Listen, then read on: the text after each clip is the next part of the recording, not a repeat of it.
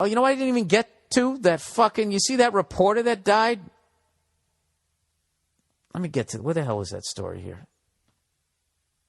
This writer for Rolling Stone, which I have a subscription to, one of the magazines, few magazines that I actually read every episode, every installment. Michael Hastings. He had a horrible death. He fucking was going down, I believe it was Highland, just south of Melrose.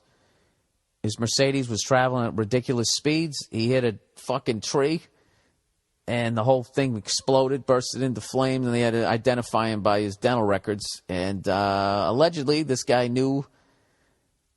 I guess he wrote some fucking article in Rolling Stone where he was over in Afghanistan talking to some higher-ups in the military, and they were saying some shit that they thought was off the record, and he put it all in the article.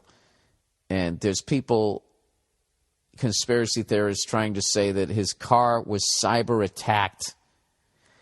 Now, I'm not even going to get into that, but, dude, how fucked up is the world getting if, like, that's actually something that somebody could do?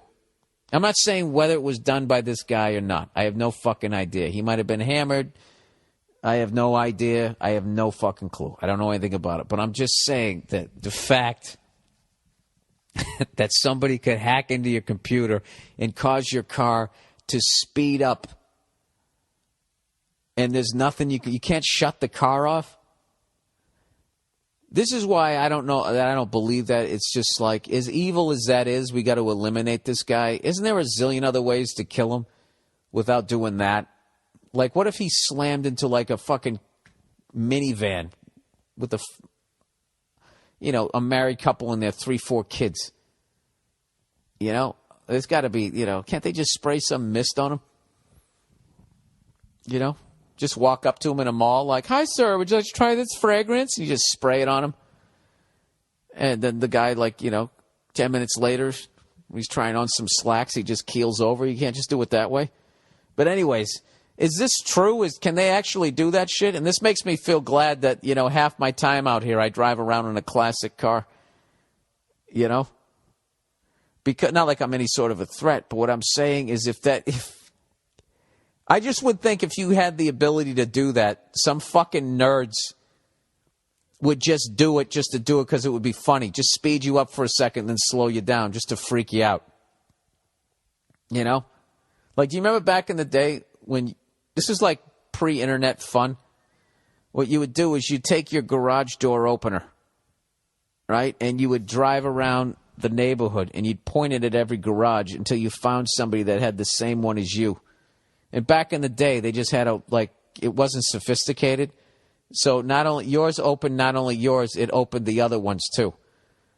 So you'd eventually find somebody that had the same garage door brand as you, and you could open and close their garage. So at least you could in my fucking neighborhood. So you just drive one person nuts.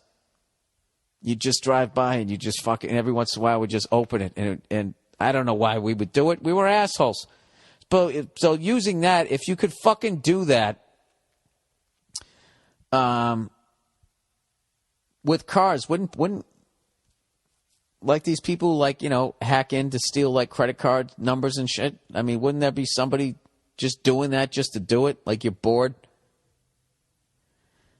Was this the dumbest part of the podcast, everybody? Did I stick the landing starting off with ignorance?